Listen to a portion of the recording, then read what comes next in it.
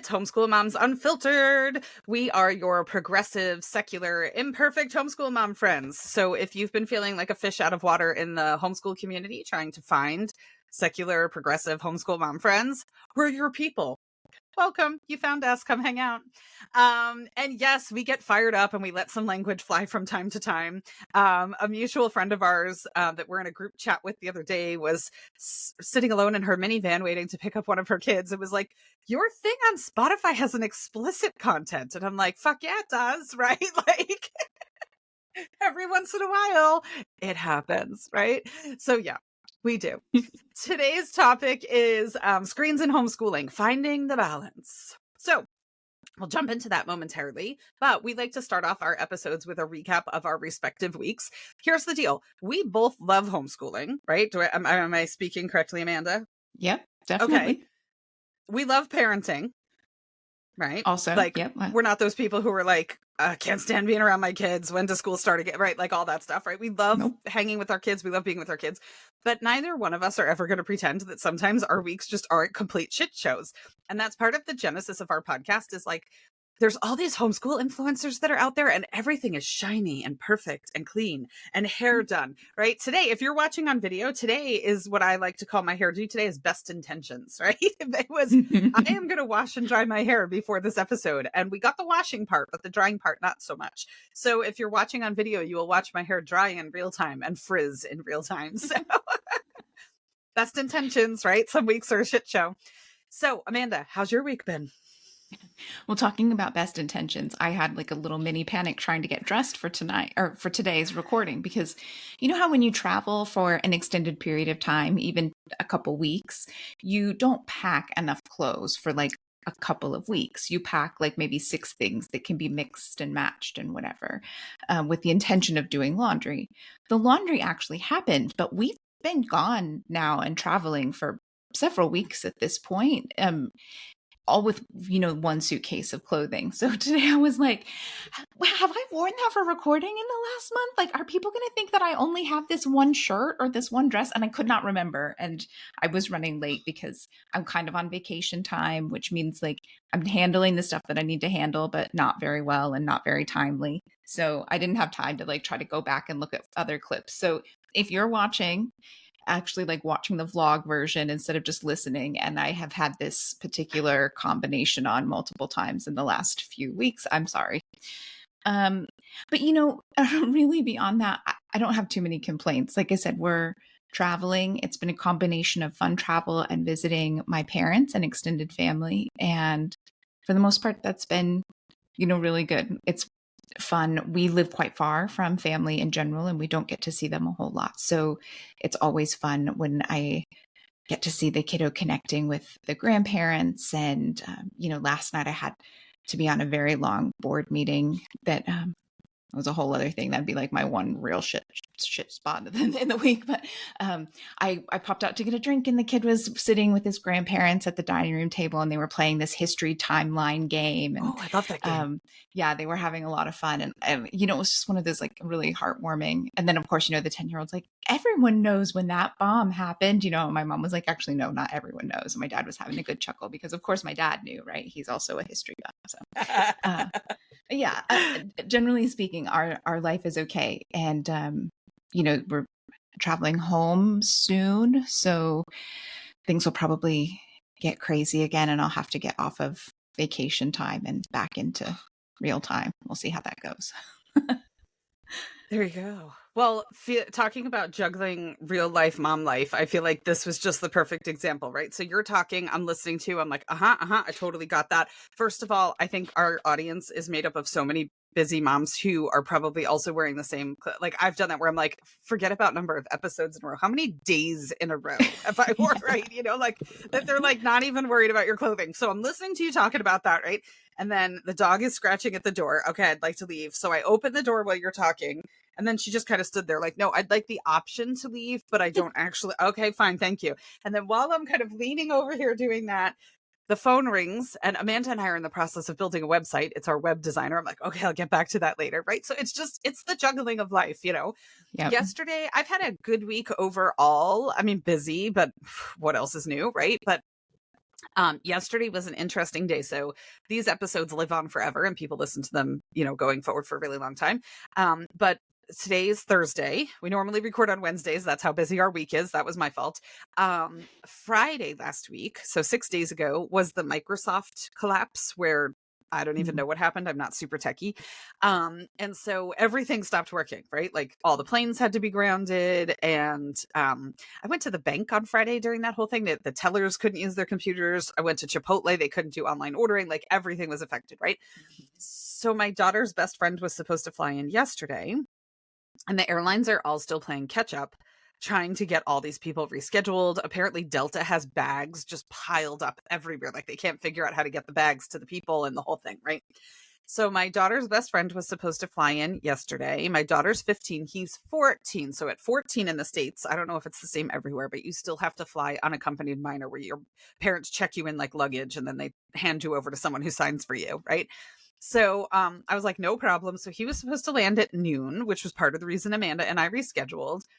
I got up in the morning to go to the bathroom at like 6:30 in the morning because my pelvic floor might as well be made of tissue paper. And I happened to check my phone while I was up, and his mom was like, his flight's been canceled. Okay, she's like, I'm working on rebooking him. So he was supposed to fly out of Newark, which is 20 minutes from their house.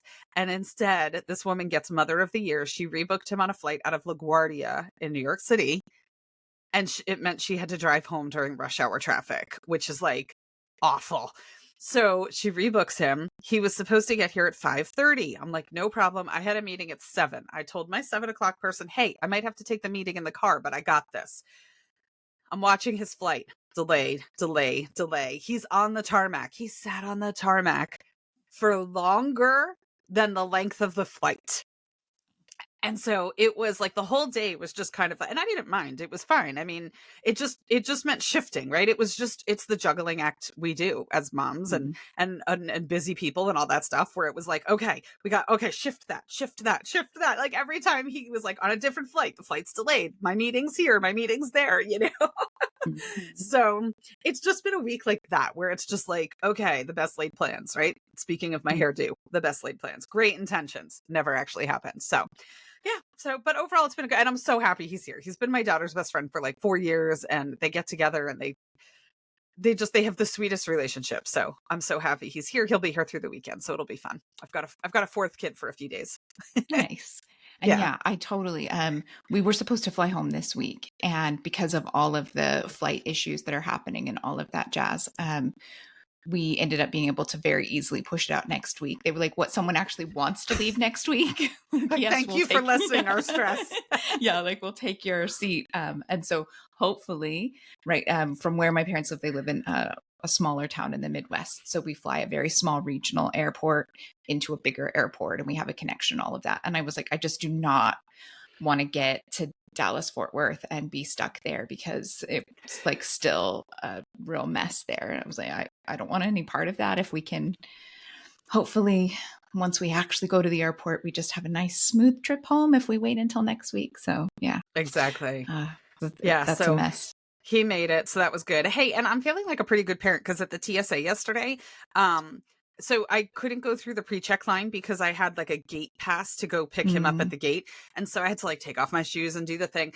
There was a sign at the TSA reminding people not to put their children in the little bins and put them on the conveyor belt. And so I feel like a rock star parent because it wouldn't have ever occurred to me to put my child through an X-ray machine on a conveyor belt in a dirty plastic bin. So, I mean, there's all levels of winning, and I'm killing it according to that sign. Yep. You We'll you are take it. on it. Yeah, there you go. Oh Lord. All right. Well, today's topic, we are talking about screen time. So, talk about a hot button issue. Some people love screens and utilize them very heavily in both their home life and their homeschooling journey. But some people go more the Luddite route and avoid screens altogether, right? Screens are often a great source of tension between parents and kiddos. I don't know how often we see screen time being used in disciplinary action, right? In homeschool groups, and I'm sure in other parenting groups as well. You see this idea your kid did something wrong, take away the screen times. Um, So really challenging, right? And then you add on top of that the complexity of trying to keep kids safe online in this digital world. I know in our personal friend group that just came up again this week with some discussions around that.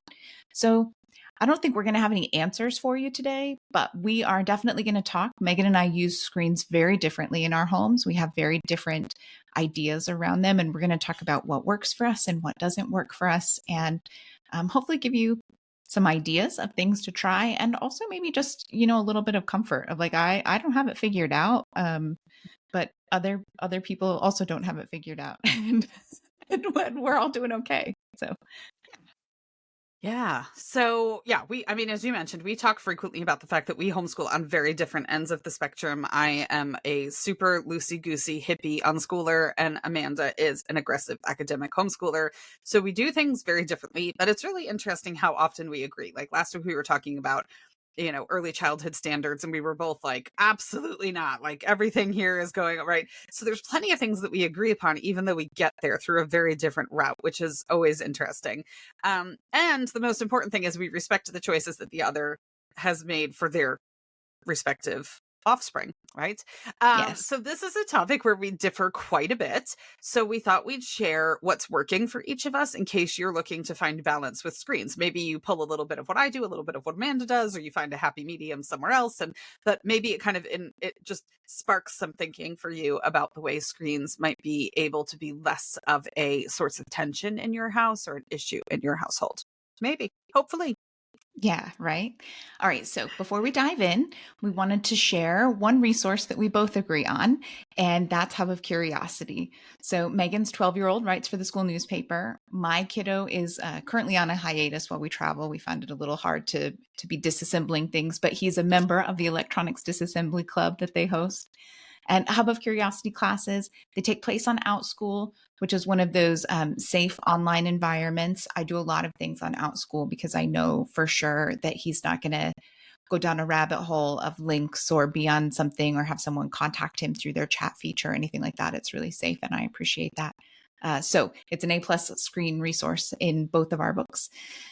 So this week, we wanted to highlight their extensive lineup of sewing classes. I don't know if you can tell if you're watching us online, but I'm actually sitting in my mom's sewing studio. So I have, a real connection to this idea that like there's a lot to be learned about sewing. I definitely made my kiddo learn how to hand sew, and he's done some sewing with machines. And so I think this is a really important skill. If you aren't able to teach it at home, or if it's just not your cup of tea, it's one of those skills that's being lost. And so, yeah, learners can sign up for everything from getting to know your sewing machine to one-on-one classes where they learn, like they work on intricate cosplay costumes or garments and things like that. So tons and tons of options. You can find the link to their course catalog in the description below, wherever you're listening, or in our Instagram bio. And as a premier sponsor here at Homeschool Moms Unfiltered, we are able to offer our listeners $15 off your first Hub of Curiosity class. So if you would like to utilize that coupon, once you actually go in to sign up, you use the code of CURE115. So that's OFCUR 115. And that'll get you $15 off your first Hub of Curiosity class as a listener here at Homeschool Moms Unfiltered. Yeah. All right. Well, on to screens, which also present life skills in their own way, right? Yeah. No, for sure. Yeah. Okay. So what we did for today's episode is kind of break down segments of screen discussion, right? From limits and safety and, the way we utilize screens and social media and stuff like that. And we're going to kind of tackle each option. And then Amanda will share what's working for her or her stance on those things. And then I will do the same. So our first one is, do you differentiate between school-related screens and pleasure-related screens? Pleasure-related was like probably not a great word there because it feels like, so how much porn does your kid watch, Amanda? Like, what we mean by pleasure meaning like free time activities or pursuits of interest, right? My kid does not yet use his e-reader to read the smut books that I read on mine. That's not happening here. So how are you differentiating screen use, Amanda? Yeah, so there is a difference in our house. In our house, we very much differentiate between school-related screens and more free time screen time. And honestly, free time screen time is really limited in our house, even still. So again, a recap: I have a 10-year-old, and he he does have an e-reader. It's just an e-reader, right? It doesn't have any games or anything like that. And he doesn't have any other personal devices that he is allowed to use anywhere. Um, I guess that's not true. He does have a tablet that has very limited stuff, and it does not have internet connection. And he can use that when we're traveling, specifically on long road trips or on airplanes, but he's not allowed to use that in our home. It goes in our travel box and gets pulled out when we're actually traveling.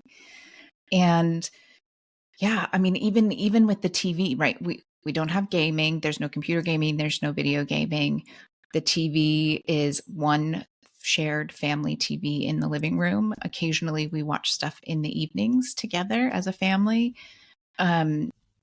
But for the most part, he only gets to watch whatever he wants to watch on Sunday mornings. So that's kind of a throwback to when I was growing up and we had Sunday morning cartoons. That's kind of how it started. And now it's, I mean, he'll watch documentaries on whatever he's interested in, and sometimes cartoons and things like that. But he has a big chunk of time on Sunday morning that he gets to veg in front of the TV and eat cereal and, kind of do whatever. But outside of that, we have really, we quite limit our screen time, and in large part for the whole family. I mean, we do read a lot. We are, and I am on social media. Obviously, we do this, and so I'm on social media doing that sort of thing. But yeah, we're not we don't watch a lot of TV, and none of us game and that kind of stuff. How about you? What do you guys do? I know it's quite different in your home. It is quite different. Yeah. And I think there's some complexity to that, right? So you started off with your kid is 10. So my kids are 16, 15, and 12. So especially the ones that are a little bit older are just going to navigate the world differently. My 16-year-old is in college. Well, the 16 and 15 are both in college, but my 16-year-old has made some friends in college. He's playing Magic the Gathering with a boy I say a boy, he's 19. It's like, but I'm like, he's got a play date with a boy from his class tomorrow. Like, I'm so excited for him. So he's made some friends through school. And so he's allowed to, obviously communicate and text and all that stuff. So obviously my teens are using technology differently than a 10-year-old would, even in my house, right? The limitations would be different. They're making friends outside of my connections for them, which would have been the case when they were younger. They're communicating with friends. My 16-year-old went to an unschooling camp last year. He's actually leaving for camp in like 2 weeks again. And so he's got friends that live all over the world that he's met at camp. He went to Berlin last year for a month, and he's going to Greece and Turkey next year for 6 weeks. And it's a kind of the same. There's common people between the camp circle and the international trip circle. And so he's got kind of these people, and, he's not running his plans by me anymore. So, it's like, he'll just say to me, I'll say something and he'll go, oh, well, at 7:00, I'm meeting up with a bunch of kids to play Scribble online from Berlin. And I'm like, oh, okay, great. Have a good time. Like, that's all happening independent of me at this point. So it is a little bit different from that perspective. So we have no differentiation between school screen use and pleasure screen use, as we said. Personal screen use, right? It's all one and the same. I mean, there are differences, right? My kids are logging into Outschool classes. That's clearly a school screen use, right? Or my daughter attends college virtually. It's located in Vancouver, and she's on Zoom for 4-hour chunks at a time. That's obviously school screen use. But then after the fact, she's online constantly, and it's like she's doing homework or she's researching things from the class, or like right now she's taking a class that involves branding and marketing in the fashion world. So she's got some Fiverr artist in Bangladesh working on labels for her, and so all of that meshes together at that point for us, because it's all intermingled, right? And I'm not involved in any of that stuff really at this point anymore, except for just knowing that it's happening, right? I'm not screening any of that stuff. I will say I do have their emails on my phone, not so much from a policing perspective, but more from the perspective of like just kind of making sure they haven't missed anything, forgotten anything. Like if anything important comes through, like I could be like, hey, did you see that thing? Because like it came yesterday and you haven't said anything about it, So it's just kind of a touch point thing. Um, so we've got kind of those connections there. You mentioned gaming. We do have a little bit of gaming, which was a very late addition for us. And I'm really glad that it was a late addition for us because I feel like my kids had time to develop their personalities and their interests and their all of that. Like at 10 years old, like your kiddo, we did not have any gaming whatsoever. We got actually, it was like around that time that we got our first gaming console. And I was really, really nervous about doing it. Like I felt like I was opening Pandora's box. It was not something that I was super excited about.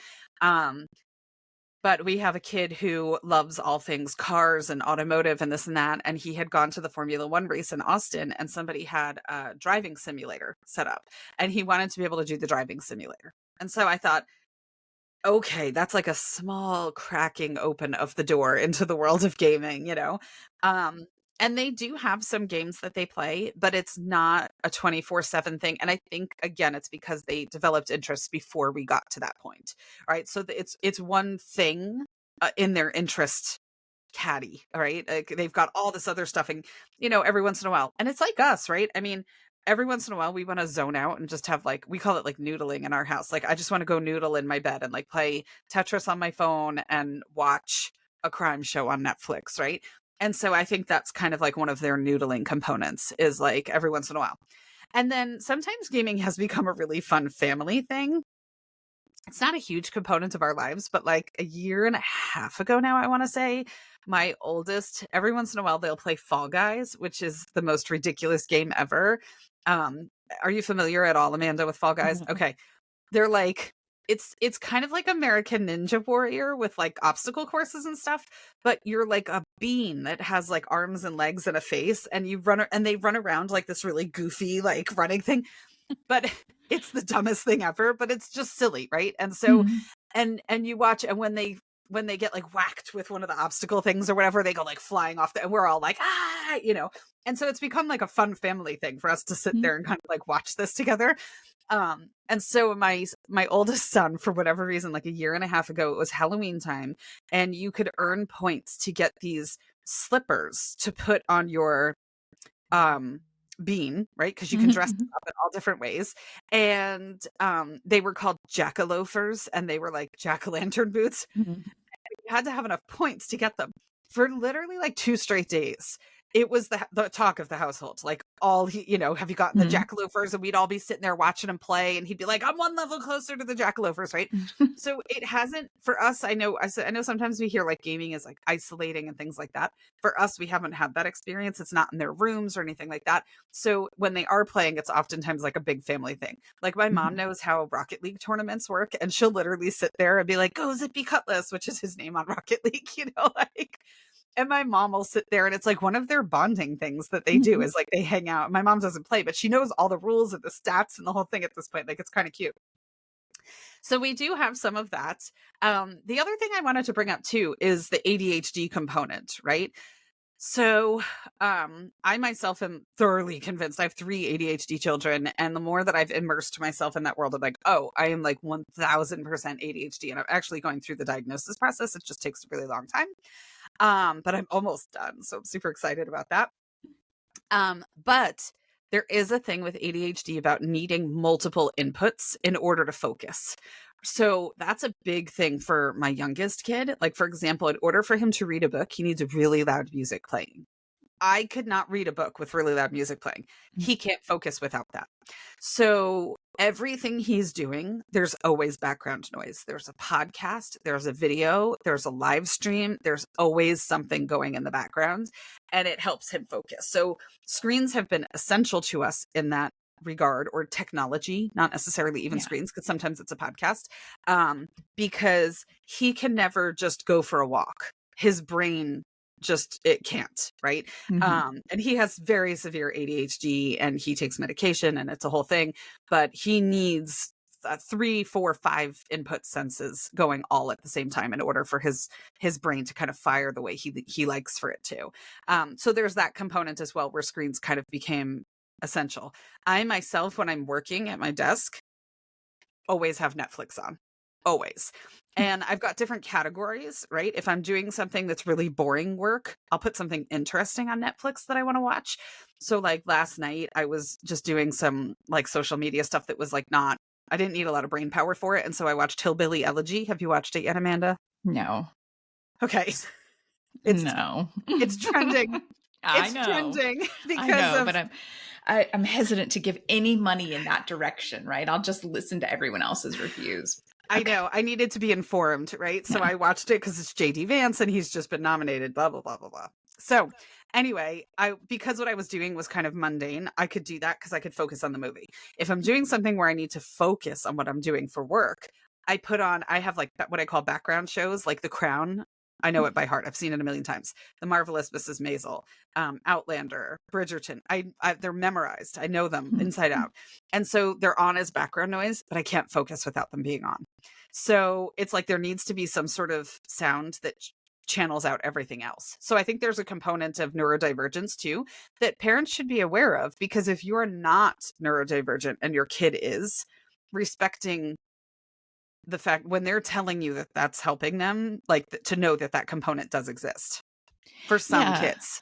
Yeah. And I think there are various ways to address it too, right? You sort of mentioned the podcast thing and the difference between screen time and technology. And so I am pretty hardcore about screen time.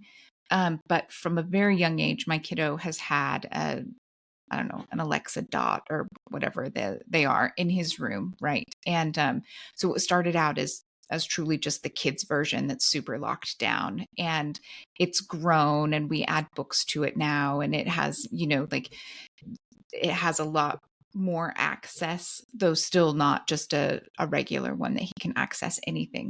But he does also need quite a bit of sound. I don't understand how he does so much with so much extra sound going on. And two, it's that thing, it also matters what you've got going on in life.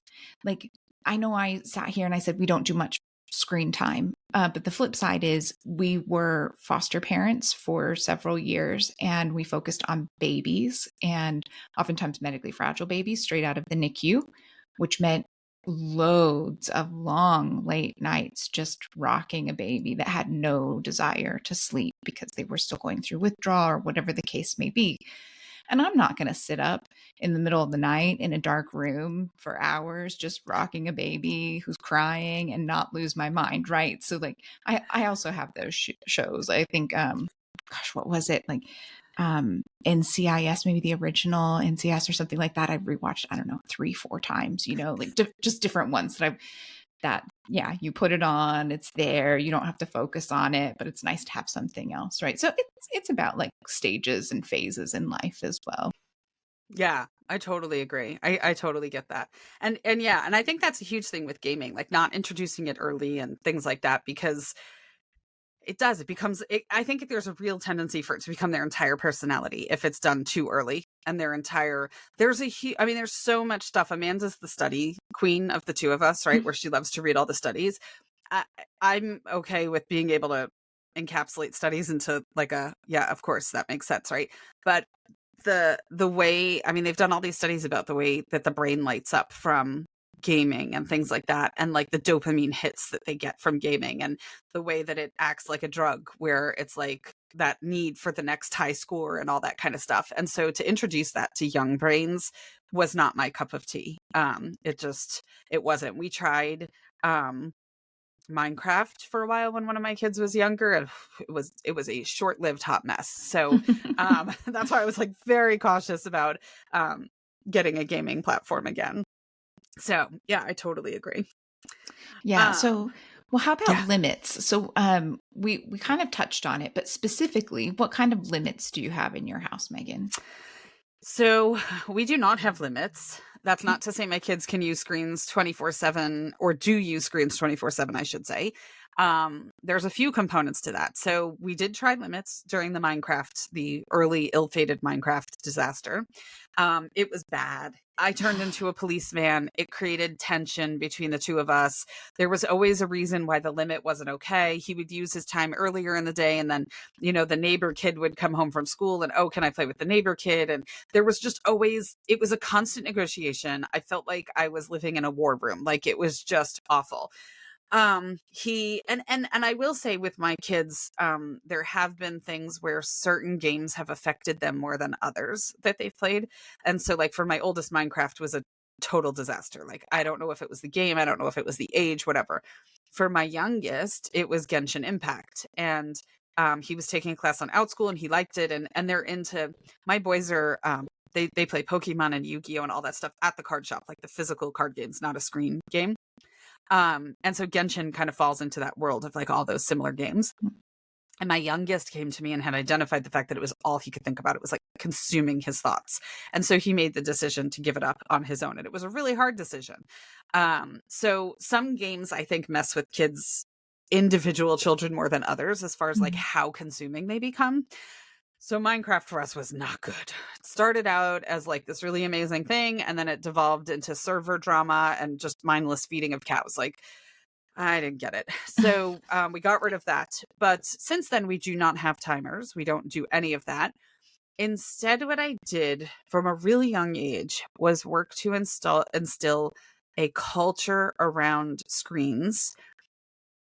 And even broader than that, a culture around how we choose to spend our days and how we choose to live our lives. And so from the time they were really, really young, what we talked about was, at the end of every day, I would love it if you could identify for yourself, not to me, not because you owe me an answer, but for yourself. Have I grown today as a human being? Am I growing in the direction that I think is good for me overall? Am I becoming a more interesting person? Am I, digging deeper into my interests? Am I doing these things?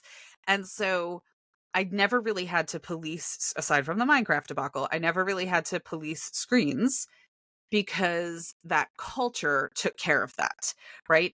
There's not really a way that you can run around like a bean with jackaloafers on all day long, and then at the end of the day be like, yes, I am progressing as a human being, right? And that's not to say there's not learning components in games. Like, there's tons of learning in Pokemon and stuff like that my kids do. I love it, right? So it's not to say there's no learning components in games. There are. But if that's what you spend 15 hours a day doing, it's going to be every single day. It's going to be really hard over time to be like, I am definitely evolving into the human being that I hope to become. Right. And so kind of asking them to challenge themselves with those questions, I think, took care of the need for screen time in our house, or screen time limits in our house, because typically there is some noodling time where they're just like, I'm zoning out, but we do that as adults. And so we can't fault them for doing the same thing. They're small humans. They have the same rights and the same needs that we have as adults in many ways. But generally speaking, a lot of the stuff they're doing on screens is because it interests them in my house, right? Because it interests them. It's a curiosity. It relates to a project that they're working on, something like that. I mean, one of my kids came to me and he was talking to me about like the modern art movement during the Soviet era, and how like Jackson Pollock, this connection to between Jackson Pollock and Soviet communism, that I was like, where the hell did you get this from? Right? Like, it was the most random possible thing. And he was like, oh, well, like, it was mentioned in some book that I was reading, and then I started researching it. And so he went down some epic rabbit hole online. And the next thing I know, he's sending me links, and I'm looking at the links, and I'm like, this does not interest me in the least bit. I mainly because modern art isn't really my thing. History and communism, totally my thing. But like, learning about that period in history, I love, but the modern art tie was not for me. But yeah, I mean, so he went super deep into this, and it's like, okay, great. Like, if that's interesting to you, have the best time ever. But he's growing as an individual. He's pursuing an interest. It was a really great, valid interest, something really, even though I don't share that interest, I was like, okay, great, have fun. So we haven't had to put limits in that way, because they have done a really great job of self-regulating themselves and using screens mostly for productive growth driven purposes. Yeah. So I think it was different for us, right? We started actually when he was very little, 2.5.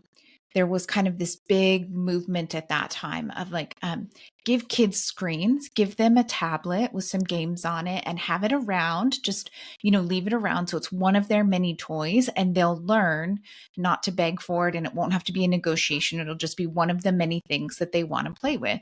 And so it'll really make life easier. And I was like, okay, that makes sense. Let's give it a try. Let's see what happens. And so we got one, we did it. It didn't have anything particularly special on it. It was, like, one of those like keyboarding games, and like alphabet games, I think there was maybe some Winnie the Pooh shows and some Daniel Tiger episodes on it or something. It was nothing particularly exciting, but that did not change the fact that we tried for months. We did it at least for 3 or 4 months with it, and we just consistently, he couldn't put it down. He wanted it all of the time. And the days that he had it became those fights, the power struggle, and all the meltdowns, right? The days that he was on the tablet, we had way more meltdowns and tantrums and that kind of stuff. And I was just like, this is not working. This is not how we want our life. This is not how I want parenting to be. This is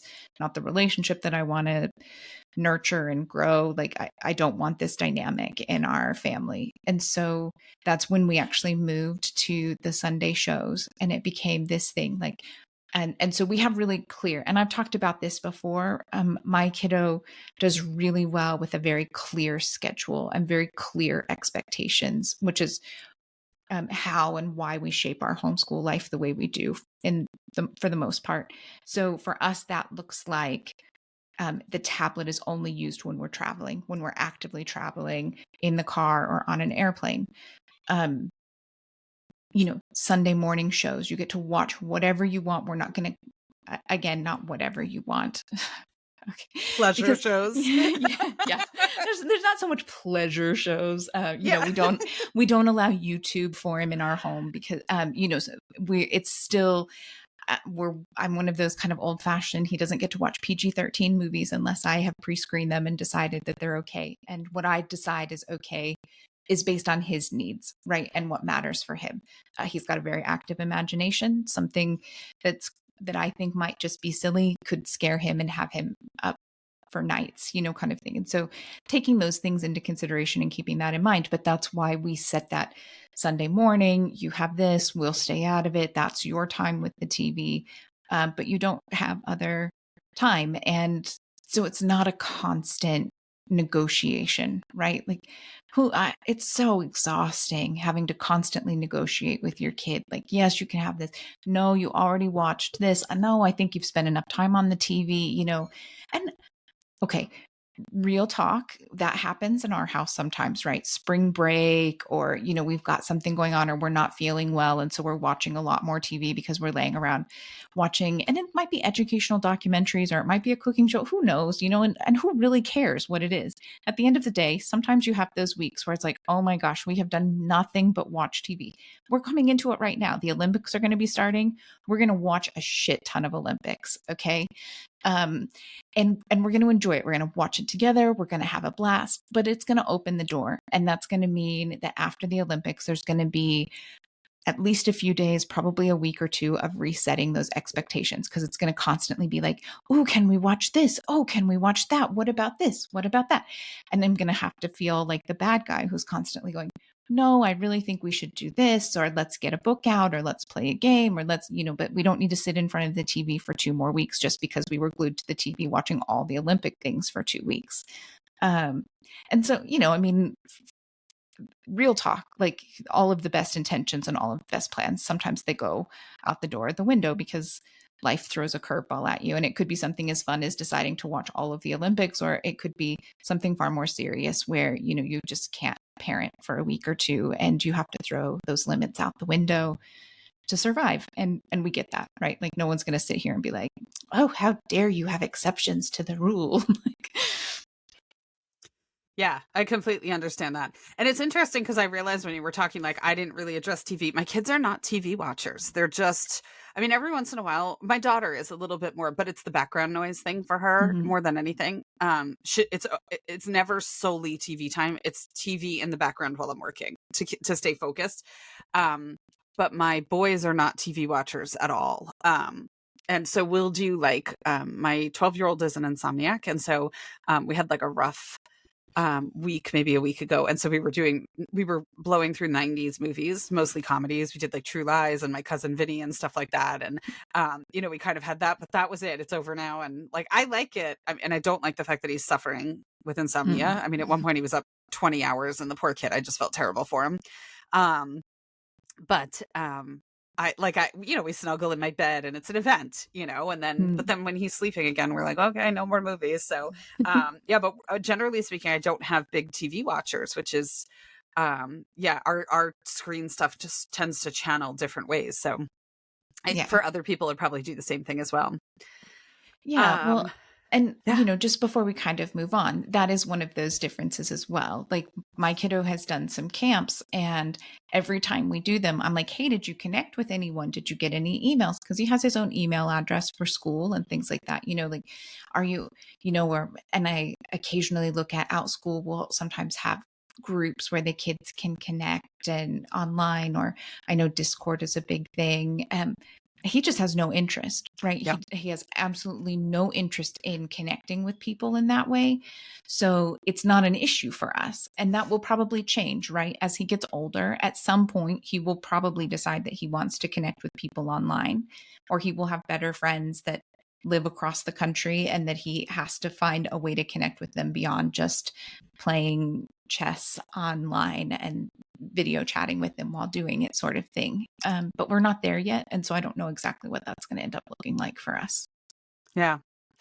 So it's interesting because that was going to be part of the discussion in our next category, which is social media. Mm. And for me, all my kids really have almost no interest in social media. And I say almost because my older kids are using social media mainly for Facebook groups. For the information aspect of it. Mm. But as far as like posting, here's what I ate today and taking a selfie and what, like, zero interest whatsoever. Right. Mm. So social media in our house is going to differ by kid. I'll start with my boys. My 12-year-old has zero interest in social media. Um, None whatsoever. He has a Facebook account only so that he can be in our family chat because we use Messenger for our family chat because we have a mix of Android people and Apple people. And that was just kind of the easiest way to be able to share content and jokes and pictures and videos and all that kind of stuff. So he has a Facebook account. It's not in his real name, has no friends, has zero interest in posting anything, looking at anything. I don't even think he has the app on his phone. I think he just has Messenger. My oldest child is 16. He has an Instagram account. I think he's posted to it twice this year, maybe. Right? Again, zero. And typically it was like after camp or something where he like had a thing that he was like excited about and wanted to share. Mm. But generally speaking, no. He has a Facebook account. He's in the family chat, of course. He's in a bunch of Pokemon groups. So there's a bunch of groups. Pokemon has all these rules and regulations as far as like cards rotate in and out, as far as like when they're legal for competition play, when they're not. So when cards rotate in, there's a lot of discussion in the groups about deck building and strategy and all this kind of stuff. So he's in groups like that. He's also in some local Charleston groups where they talk about, who's playing at what league this weekend. Cause we have a bunch of game stores. I mean, my boys, Friday to Sunday, I do not see my boys. They're gone. They're at this game store on Friday night. They're at this game store Saturday afternoon. Then they get a quick bite to eat and go to another game store for Saturday night. Like they're gone. They're off. They're at Yu-Gi-Oh! They're at Pokemon. My kiddo's playing Magic tomorrow. They've played One Piece. You name it, they're there. But they're there with all the other card nerds and they've got friends and they love it. So great, go. So he's in some Charleston Pokemon groups, and sometimes he'll need a card to build a deck or something, and he'll post in the group like, hey, does anybody have blah, blah, blah? Okay, I'm going to be at, this game store on Saturday for the 1:00 tournament. Are you going to be great? I'll get the card from you then. Okay, fine. So he's kind of doing that. He's living in his in his world over there. So that's the extent of it for the two of them, really. They don't really have it. And he's in, my 16-year-old is in some groups for blacksmithing and 3D printing and, CNC machines. They're in it for the information. It's kind of like for them to be able to go in and ask a question or to just be able to see what other people are creating as far as projects and stuff like that. They like that component of social media, but they're not in any, they never post anything. They don't have friends. They don't get involved in any of that stuff. My 15-year-old, as you well know, Amanda, is a different story. And also, I will just say for the record, your boys do have friends. They don't have social media friends. Correct. Yes. For anyone who's like, oh, that sounds terrible. Why is she like not letting her kids have friends? That's not what she means. She means specifically they don't have social media friends. Correct. Yeah. They're not following people. People aren't following them. They're not commenting. Yeah. There's no rude remarks or anything. None of that. There's none of that. Mm-hmm. Good point. Yes, they have friends. So my 15-year-old is an artist. She's a working artist. She's an interesting cat to go through life with because nothing has been textbook with her as far as here's how you would raise a 15-year-old. She is an influencer on Instagram. She has well over 100,000 followers. She has had an Instagram since she's 12, I want to say maybe 11, 12. In the beginning, we were kind of co-managing it. Now it's a business account, right? It's not a personal account. It's not where she's hanging out with friends or anything like that. Everybody who's following her follow her for her art or their fellow artists, and she's connecting with other artists. She's following other artists. We have filters set up on her Instagram account, so stuff automatically goes to her spam folder, marriage proposals, pictures, requests for pictures of feet, things like that, which are fun. She's a weaver and she works barefoot, so it does open a bit of a can of worms with the feet situation. But she's a really realistic child. She knows that these things exist. She's lived her life out in the world. She's traveled the world. She's not naive to understand, that these things exist. And so they go to the spam filter, they get blocked. We don't use social media in kind of the typical teen sense of the word, but it's not important to them. Yeah, but I would say that's also maybe a family what is the word? A family philosophy. Culture. Yeah, culture. Yeah, that's a better word for it because you're not particularly, you're involved in Facebook groups because you participate in them for the information, and part of one of your many hats is that you moderate some groups, both paid groups and very much not paid groups. But you're not really the selfies and tacos picture kind of person. You're not even actually on Instagram personally, right? No. Yeah. So, yeah. I think it creates a little bit of a different dynamic. We struggle a little bit more in our house, right? Because I am pretty active on social media. I have a Facebook account that's more for friends and family because we have lived in a lot of different countries. And so I collect my friends and acquaintances from all of our different travels and times living abroad there. And, that's how we keep in touch. I'm not going to send out pictures of what's happening to, oh, well, these were my best friends from when we lived in Belgium. And these were my best friends from when I lived in England. And these are my best friends from when I lived in North Carolina. And these are my best friends from when I lived in Seattle. And it'd look like a spam email, right? If I tried to actually do that. So I definitely use Facebook in that way. And then I have a very small following.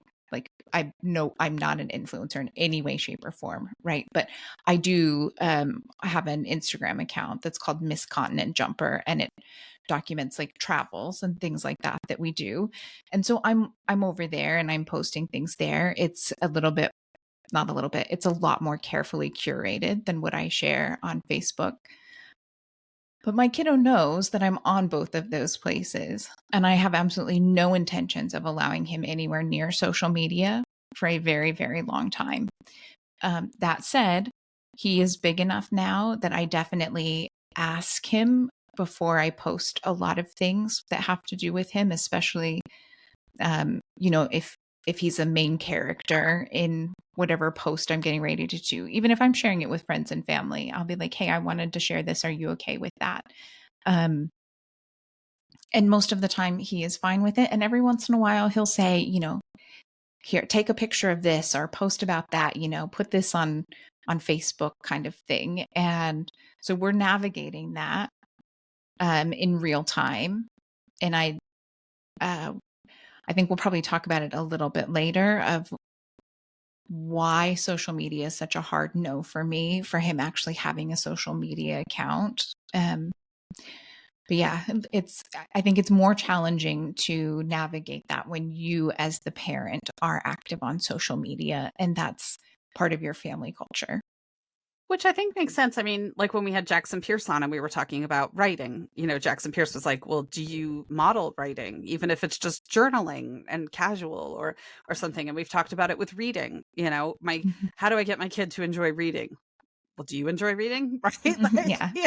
If you're not modeling the fact that reading is this amazing gift to treasure, they're not going to feel that way. Right. So it's kind of like everything else. We are their mirror. They are their reflection, right? There's so much to that. So it sounded like you started to talk about safety a little bit when you said like there's a myriad of reasons why I wouldn't. So that's our next topic. You want to get us there, Amanda?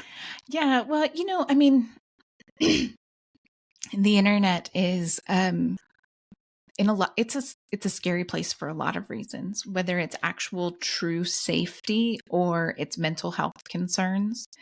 I know a lot of friends who have stepped back from social media because they personally struggled with the comparisons and the being able to remember, look, these people are just sharing the highs, right? They're sharing a snapshot of the best things that happened this week or this amazing thing, and it's a very curated glimpse into their life. And if you don't remember that, it's really easy to get sucked into trying to be that all the time, and that it is a mental health issue to make sure that you're remembering the reality of those. You see them on Instagram a lot, the like Instagram reality and real reality videos of like, this is what it looks like, but this is what it actually looks like. And I know for me personally, I feel like I have a pretty good balance with that. But the reality is kids, their brains are not fully developed. And it's a lot harder for them to remember that once they get sucked into it. So for me, that plays a big part in why we don't. And then also, back in the good old days, it was a lot harder for people to lie about who they were in person. And, these days there's a lot of stuff on the internet, unfortunately, where predators can and do lie about who they are, whether it's scams for money or it's, much more nefarious and, pedophiles who have no business contacting kids over things. And it can be really, again, it's just that thing. Their brains are not fully developed yet. And it can be very hard for them to figure out what's real and what's not. And even if you can prove to them that it's not, you show me a teenager who wants to believe that their responsible adult knows better than them. Yeah. You show me that teenager and we'll talk. Yeah. I mean, I had a chat last night with my oldest, and I won't go into full detail because to your point, like about what we share about our own kids and stuff like that, right? But I'll kind of give a general overview. But, I had a situation with a friend recently who is an amazing, super involved, super cautious parent with a very smart child who's been raised in a wonderful environment and all this, had safeguards in place with bark, and had a very dangerous situation occur in their family, right? And so, it definitely, it was a wake-up call for me where you're like, yeah, you're thinking, oh, my kids are street smart and this, that, and the other thing. But it's like, to your point, their brains are not fully, they're going to do stupid things. They're right? going to make just mistakes. Are. Yeah, they're going to, yeah, they're going to make mistakes. They're going to do stupid things. It's part of growing up and learning how to do better. And so, Yep. yeah, just making sure that you're there and you have their back and you're doing that constant education so that the mistakes they make aren't life altering or life ending, God forbid, mistakes. I've kind of had this recurring TED Talk series with my kids called "Don't Be an Idiot on the Internet," and the recurring message has been everything that is on the internet is there forever. Sharing photos can change your life forever, right? Their parent Mhm. gets a hold of that, and you get reported as a sexual predator, and all this stuff. I'm like, oh my gosh, like you cannot consent. You think there's something. I'm like, never send a bodily part photo ever, right? Like this is just, and so that's kind of been like something we've been hammering on. But my oldest is getting ready to go to camp in like 2 weeks, and so it's all teenagers and you put them all in the woods for 2 weeks. And I'm like, oh my gosh, after this situation, I'm like thinking, you think, oh, my kid's got his head screwed on straight. And then you're thinking, I see this situation play out with a friend and I'm like, oh, fuck. So, it was like we talked last night again about like STDs, about pregnancy, about this, about that, and I'm like, 5 minutes, less than 5 minutes, 50 seconds can change the trajectory of your entire life, and so it's like that whole thing. And so yeah, we've had a lot of talks about like what you post on the internet stays forever. Everything you put in writing and put out there, it is there forever. We see it, right? I mean, we're seeing it now. I talked about Hillbilly Elegy, right? I mean, JD Vance gets nominated. They found his Venmo account, right? And like dug into his Venmo and who his contacts are and stuff like that. Like everything that you have online is public fodder. And so that's been kind of our standard, like, whew. And, with this situation, like this kid, the scenario that I mentioned earlier, that kid bypassed bark in about 1 minute. I mean, it was like, it did nothing. Yeah. No, that's it. They will do stupid things. And if you are being an active parent and monitoring, hopefully when they make that mistake, you catch it in the process, right? You catch it before it's reached the point that it can't be undone, right? Yes. Because that's going to happen too. You cannot stop kids or teens 100% of the time. And that's an unrealistic expectation to put on yourself. But, again, having frequent conversations and beyond that, I'm sure our kind of our next topic we were going to talk about is digital literacy, and going along with the safety and all of that. There are classes to take. I definitely have signed my kid up for a few different classes on how common sense things, how to tell if a source is a reliable source on the internet, but also who to interact with or who not to interact with. Don't go in the comment sections. We all know the comment sections are an awful place, for a lot of reasons. Again, both mental health and a great place for predators to scoop people up. And it's that thing. If you don't feel confident teaching it, there are lots of resources out there.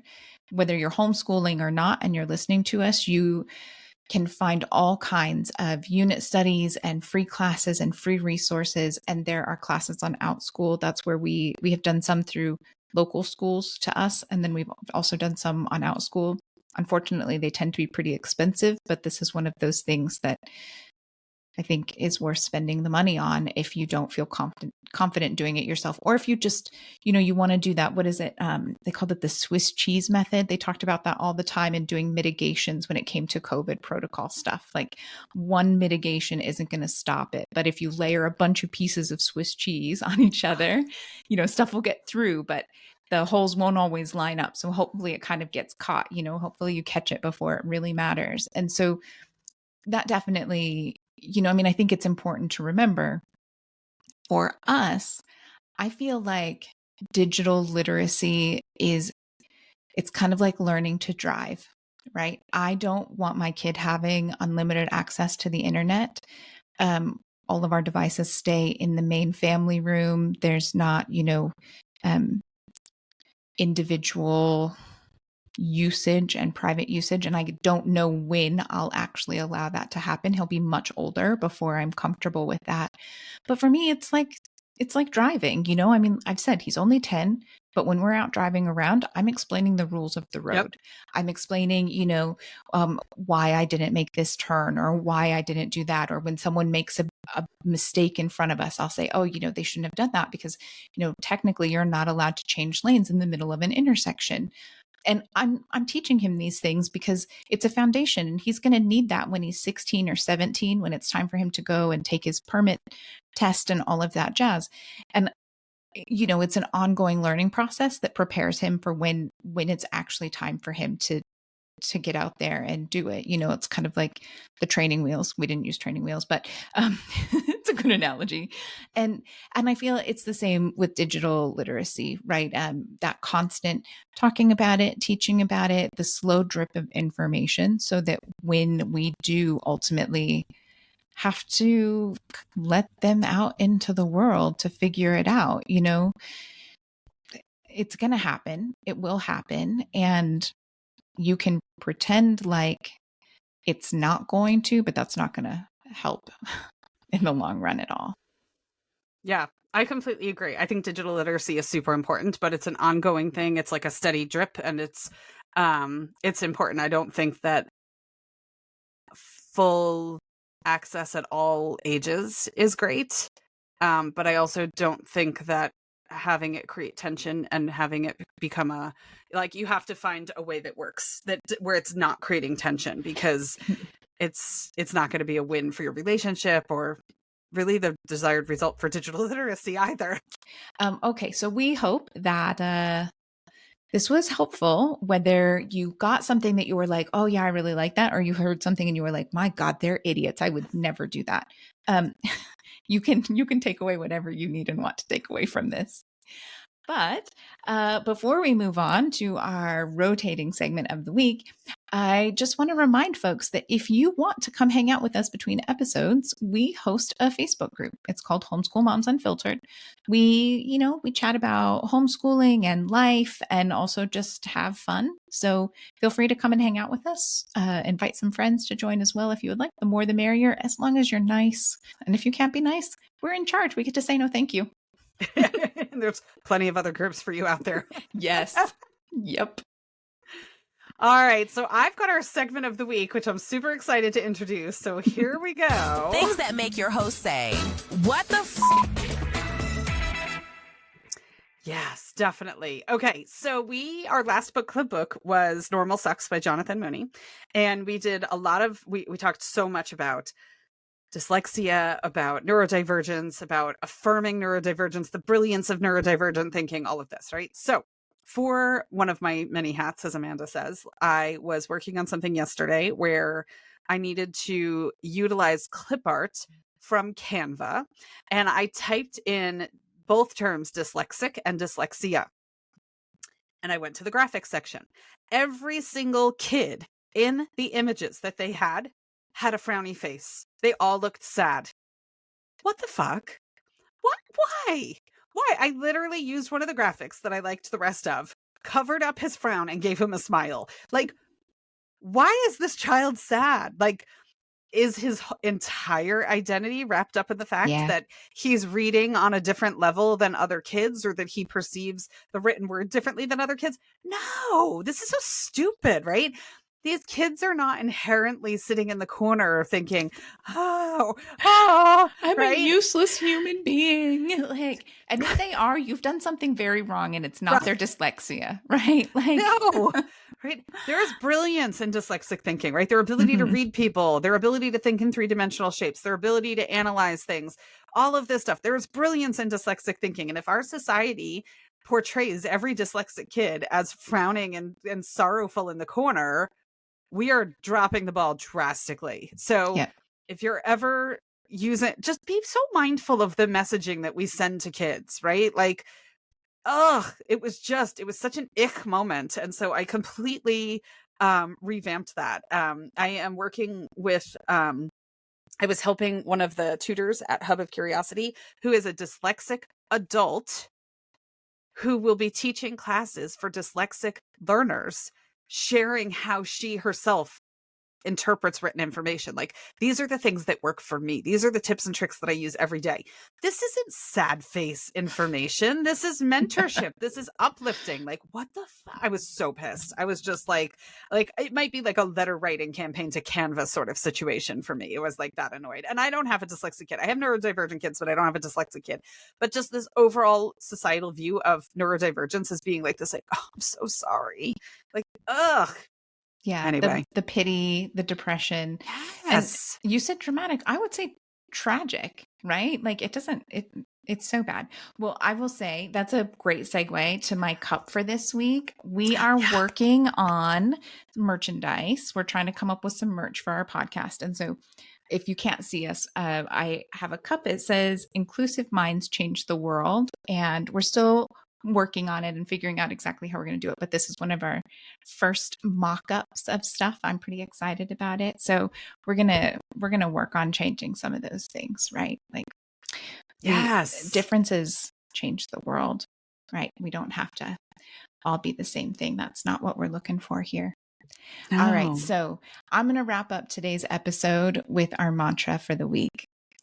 I am the ringmaster of this learning circus, where every act of curiosity is a showstopper. Yes, I love that we get to follow our curiosity. It's so awesome. Yep. Right? I like it. Well, thanks for tuning in today. We hope something we said might have been helpful in your screen quest, right? Of how to balance screens and learning and productive screen use and noodling screen use and safety on the internet and all that good kind of stuff. It's just kind of what's working for us and what our experience has been. So let us know in the comments if you have any additional questions or if anything resonated with you. And in the meantime, happy homeschooling. Yeah, have a great one.